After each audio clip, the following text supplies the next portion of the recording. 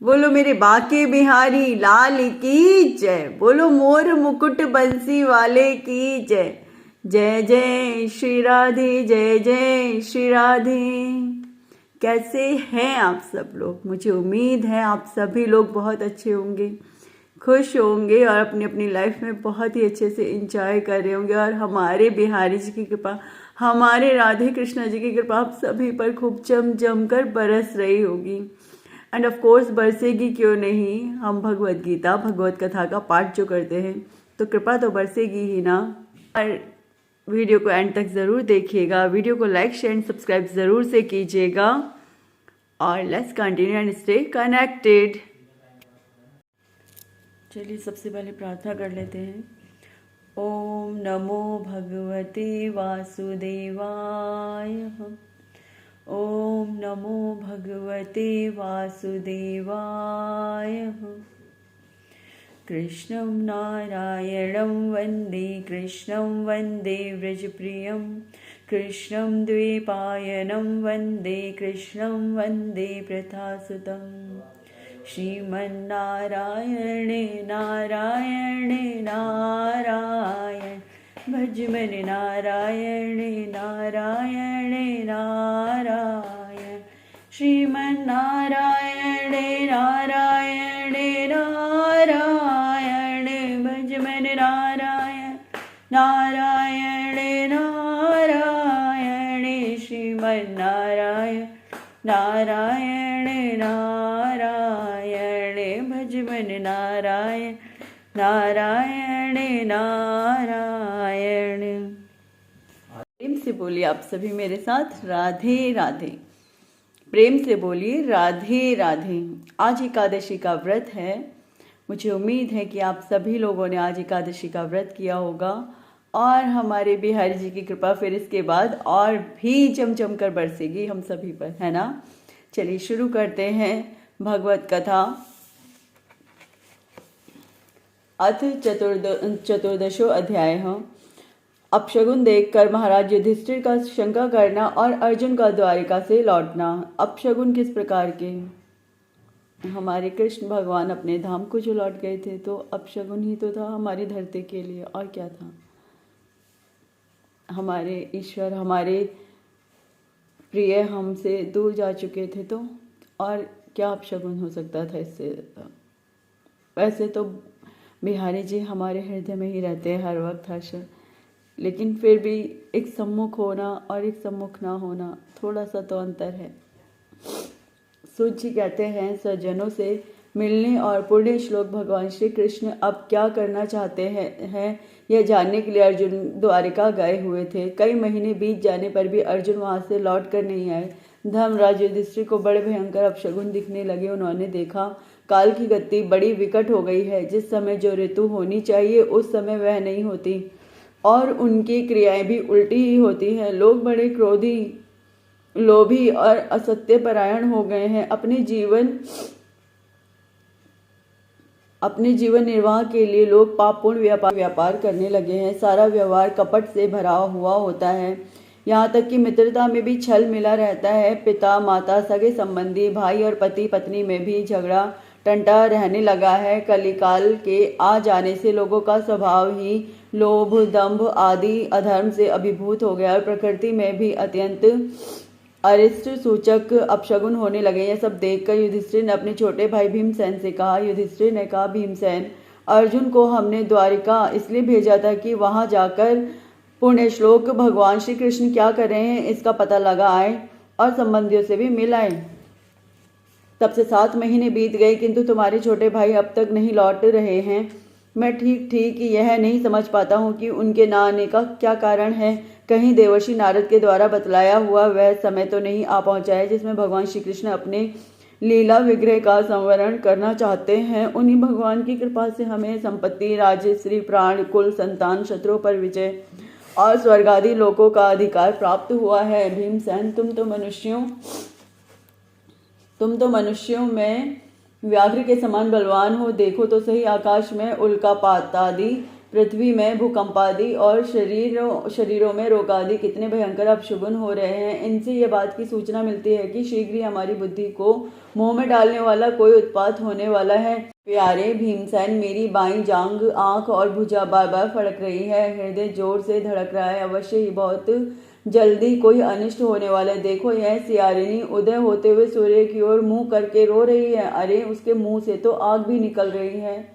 यह कुत्ता बिल्कुल निर्भय सा होकर मेरी ओर देख कर चिल्ला रहा है। भीमसेन, गौ आदि अच्छे पशु मुझे अपने बाएं करके जाते हैं और गधे आदि बुरे पशु मुझे अपने दाहिने कर देते हैं। मेरे घोड़े आदि वाहन मुझे रोते हुए दिखाई देते हैं। यह मृत्यु का दूत पेड़ुखी उल्लू और उसका प्रतिपक्षी कौवा रात को अपने कर्ण कठोर शब्दों से मेरे कान को कंपाते हुए विश्व को सूना कर देना चाहते हैं। दिशाएं धुंधली हो गई हैं। सूर्य और चंद्रमा के चारों ओर बार बार मंडल बैठते हैं। यह पृथ्वी पहाड़ों के साथ कांप उठती है। बादल बड़े जोर जोर से गरजते हैं और चाहता बिजली भी गिरती ही रहती है। शरीर को छेदने वाली और धूलि वर्षा से अंधकार फैलाने वाली आंधी चलने लगी है। बादल बड़ा डरावना दृश्य उपस्थित करके सब ओर खून बरसाते हैं। देखो, सूर्य की प्रभा मंद पड़ गई है। आकाश में ग्रह परस्पर टकराया करते हैं। भूतों की घनी भीड़ में पृथ्वी और अंतरिक्ष में आग सी लगी हुई है। नदी, नद, तालाब और लोगों के मन शुद्ध हो रहे हैं। घी से आग नहीं जलती। यह भयंकर काल ना जाने क्या करेगा। बछड़े दूध नहीं पीते, गौएं दोहने नहीं देती। गौशाला में गौएं आंसू बहा बहा कर रो रही हैं। बैल भी उदास हो रहे हैं।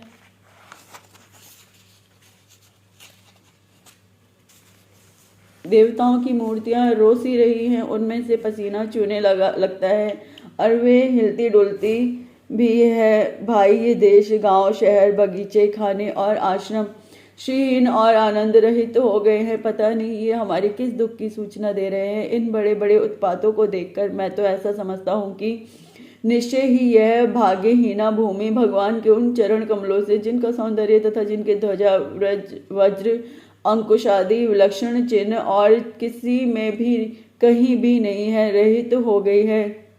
शानक जी, राजा युधिष्ठिर इन भयंकर उत्पातों को देखकर मन ही मन चिंतित हो रहे थे कि द्वारिका से लौटकर अर्जुन आए। युधिष्ठिर ने देखा अर्जुन इतने आतुर हो रहे हैं जितने पहले कभी नहीं देखे गए थे। मुंह लटका हुआ है, कमल सरीखे नेत्रों से आंसू बह रहे हैं और शरीर में बिल्कुल कांति नहीं है।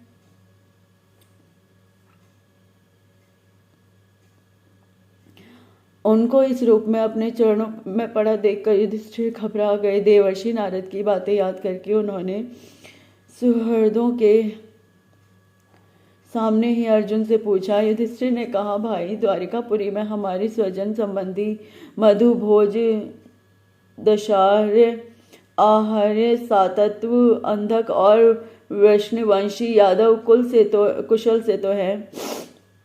हमारे माननीय नाना शूरसेन जी प्रसन्न हैं। अपने छोटे भाई सहित मामा वसुदेव जी तो कुशल पूर्वक हैं। उनकी पत्नियां हमारी मामी देवकी आदि सातों बहनें अपने पुत्रों और बहुओं के साथ आनंद से तो हैं। जिनका पुत्र कंस बड़ा ही दुष्ट था, वे राजा उग्रसेन अपने छोटे भाई देवक के साथ जीवित तो है ना।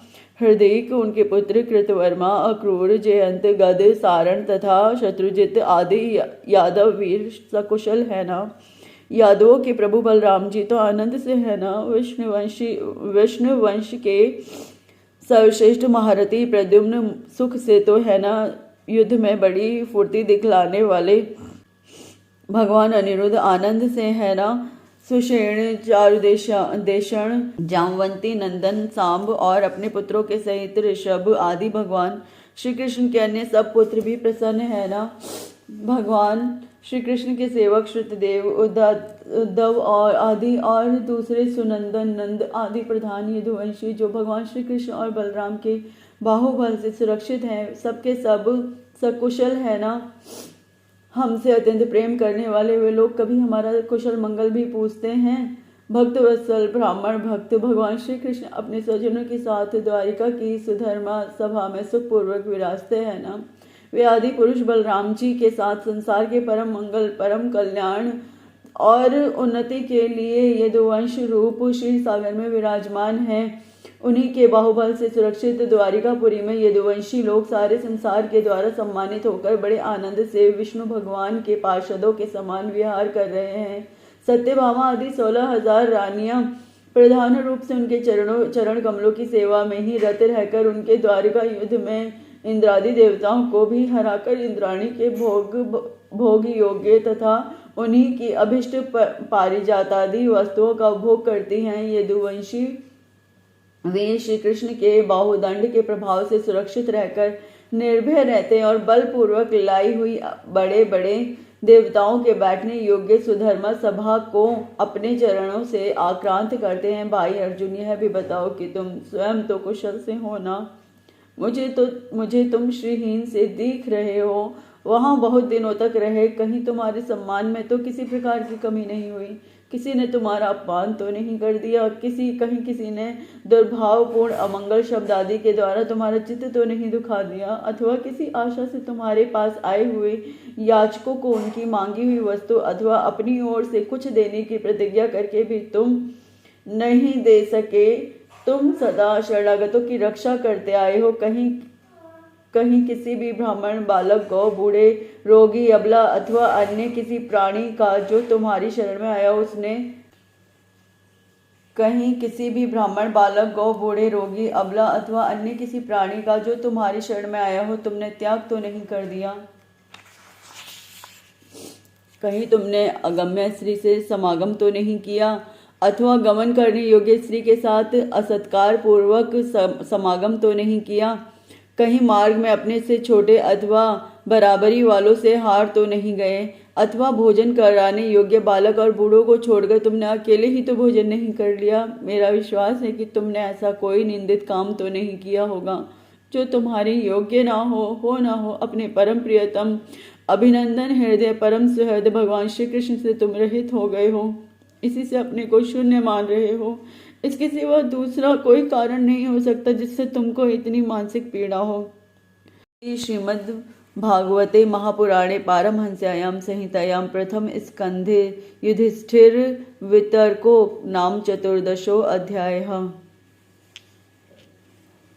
देखिए यहाँ पर हमारे श्री कृष्ण भगवान अपने धाम को चले गए। अब नेचुरल सी बात है, उनसे जो प्रेम करते हैं उनके प्रेमी जन वो तो ऐसे ही होंगे ना जैसे उनसे सब कुछ छीन लिया गया हो, सब कुछ लूट गया हो उनका। अब हम किसी से प्यार करते हो, वो हमारे साथ ना रहें तो हमें कैसा फील होगा। यहाँ तो भक्त और भगवान की बात है। भक्त अपने भगवान के बिना नहीं रह पाते, उन्हें तो अपने भगवान चाहिए। तो बस अर्जुन बिल्कुल उसी प्रकार से रह रहे कि अब उनके पास जैसे कुछ बचा ही नहीं। इसके बाद जब पता चला कि कृष्ण अब नहीं रहे तो जो पांडव थे वो भी स्वर्ग के लिए आगे प्रस्थान कर गए। आगे का अध्याय हम फिर पढ़ेंगे। भगवान नहीं थे धरती पे तो देखो कितने अशुभ कर्म फिर शुरू हो गए उसी के तुरंत बाद। मित्र का सगा नहीं रहा, भाई का सगा नहीं रहा, सब कुछ उल्टा हो गया धरती के ऊपर। इसी के साथ मैं विराम लेती हूँ। आप लोग खुश रहिए, अपने अपनों के साथ खुश रहिए। आप प्रेम से बोलिए मेरे साथ राधे राधे। प्रेम से बोलिए राधे राधे। हरे कृष्णा, राधे राधे, राधे कृष्णा।